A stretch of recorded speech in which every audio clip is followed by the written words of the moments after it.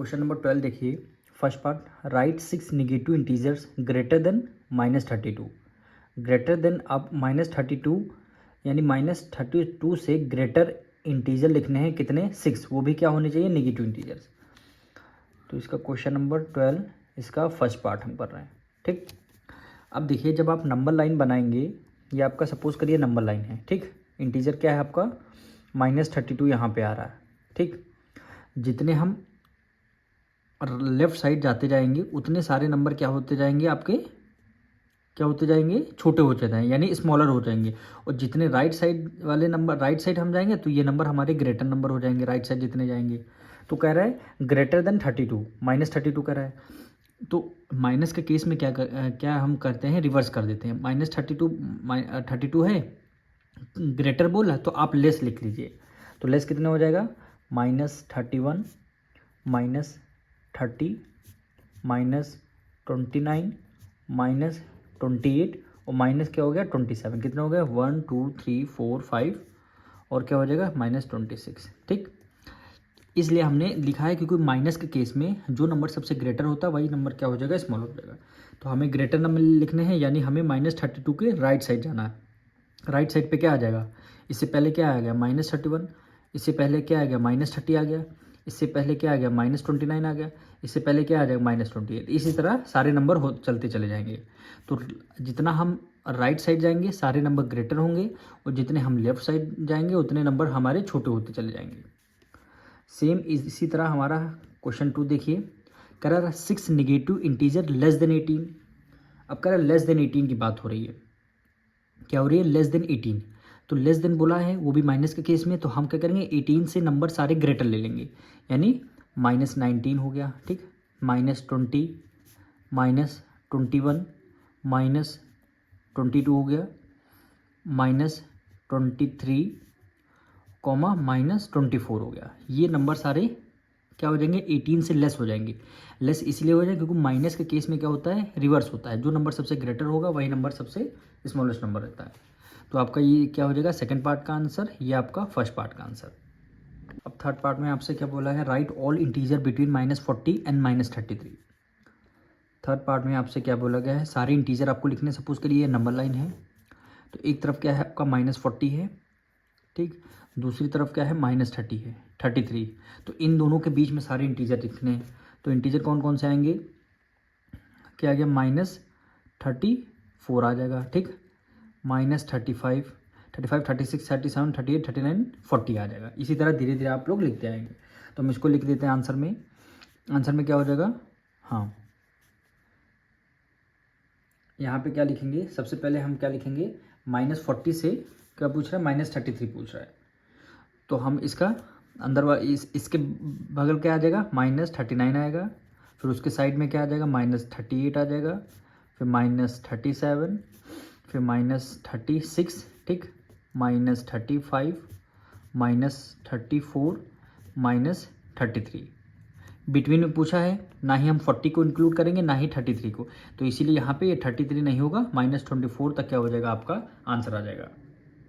Fourth part देखिए, right all the integer between -8 and -1।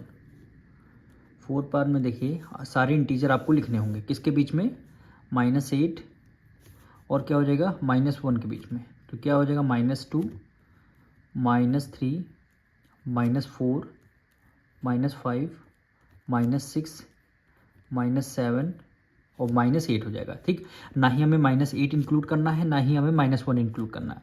तो ये सारे क्या हो जाएंगे, बिटवीन वाले इंटीजर। तो इसको लिख देंगे यानी -7 -6 -5 -4 -3 और -2। यही क्या हो जाएगा आपका आंसर।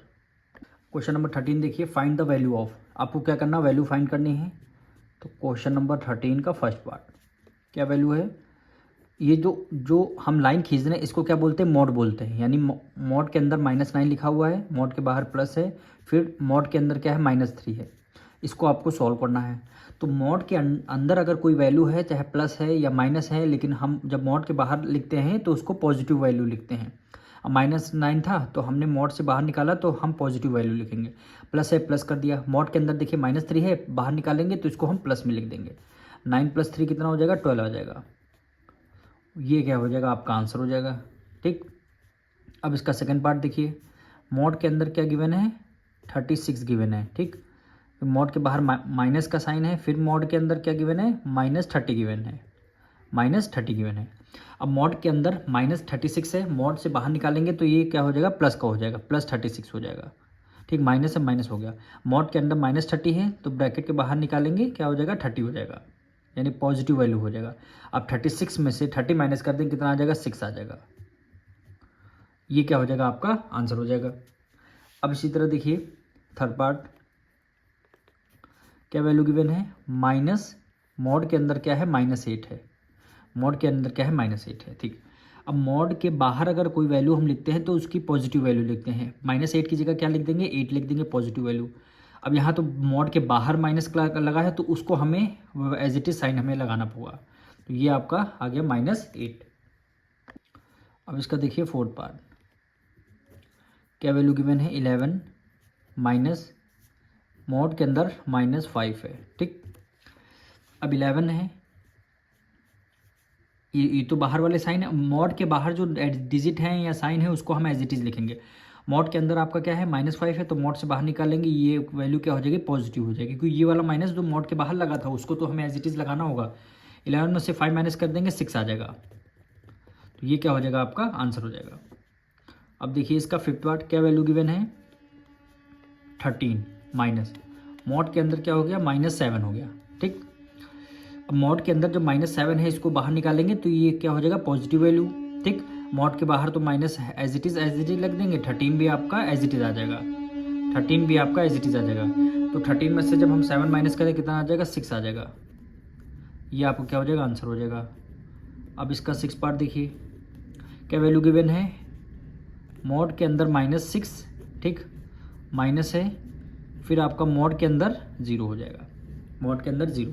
अब मॉड के अंदर कोई निगेटिव वैल्यू है तो उसको बाहर, मॉड के बाहर लिखते हैं तो वो पॉजिटिव वैल्यू आ जाती है।